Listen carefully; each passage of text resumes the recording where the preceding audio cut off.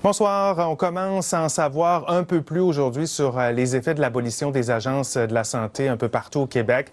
En Estrie, les représentants des établissements fusionnés n'ont pas tardé à faire le point sur la situation, moins de 3 jours après l'adoption, il faut le dire, sous bâillon du projet de loi 10. Brigitte, on parle vraiment là d'une méga structure pour l'Estrie. Les chiffres sont d'ailleurs assez impressionnants. Oui, Michel. Alors, je vous rappelle qu'en Estrie, ce sont 14 établissements de santé et de services sociaux qui sont fusionnés. On ajoute à ça l'Agence de la santé. Et pour les gens qui nous écoutent et vous donner une idée de l'étendue du territoire, on vous présente un tableau. Alors, le territoire du CIUS de l'Estrie, CHUS, c'est ainsi qu'on rebaptise, si vous voulez, la nouvelle entité. Ça va compter, cette entité, 99 points de service et ça va desservir un demi-million de personnes. Alors, en conférence de presse aujourd'hui, tous les dirigeants de ces 14 établissements étaient présents. Ils ont voulu créer une image symbolique en se regroupant et en tenant un foulard. Le message, eh bien, on voulait dire aux gens, on est tricoté serré et chaque région va conserver sa couleur. Donc, si vous êtes à Granby, que vous avez besoin de soins, vous allez continuer de fréquenter vos établissements habituels, mais pour des services spécialisés, le CHUS devient votre dispensateur de services. Une bonne nouvelle selon le directeur général du CHUS, le docteur Stéphane Tremblay. Ça veut dire que de la naissance, mon dossier médical jusqu'à un âge personne âgée, j'ai le même dossier médical. Mon historique est toujours présent pour les cliniciens, les infirmières, les ergothérapeutes, les physiothérapeutes qui me rencontrent. Donc, on a un cumul d'informations qui se fait et l'objectif, c'est qu'il y ait un seul dossier pour les patients et que ce dossier-là nous suive pendant la période de toute notre vie, somme toute, là.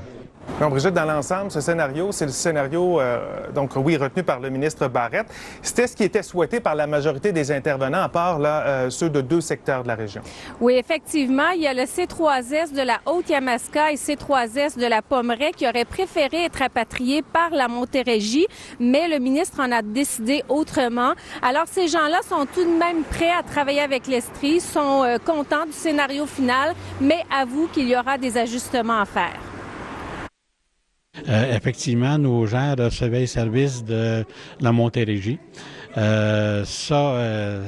ce qui a ajusté actuellement. Le ministre a dit que peut-être qu'on continuerait avec la Montérégie un certain temps, le temps que l'Estrie puisse développer le service pour une plus grande population, parce que on rajoute un tiers de la population de l'Estrie. Alors, le ministre de la Santé va nommer dès le 1er avril prochain le nouveau directeur général du CIUS de l'Estrie, CHUS, et par la même occasion, le conseil d'administration de ce nouvel établissement sera également nommé. Alors, on le répète, CIUS de l'Estrie, CHUS, on va s'habituer tranquillement. À cette nouvelle appellation. Merci beaucoup, Brigitte. Au revoir. Et quand on vous dit que c'est une méga structure, d'autres chiffres assez impressionnants. Écoutez, ce CIUS de l'Estrie va avoir un budget de plus d'1 milliard de dollars, comptera plus de 17 000 employés sur un peu partout là, sur le territoire que vous avez pu voir. Un grand territoire, 1100 lits de courte durée en centre hospitalier ou en centre de réadaptation, plus de 2000 lits en CHSLD. Et tout ça, bien sûr, ça va prendre des médecins. On en aura quand même passablement plus de 1000 médecins qui vont travailler dans ce CIUS.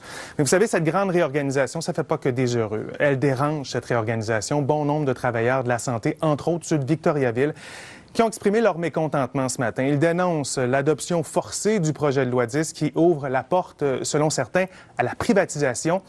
Et ils donnent comme premier exemple ce qui se produit présentement ces jours-ci du côté de Saint-Ferdinand. Jean-François Dumas. Selon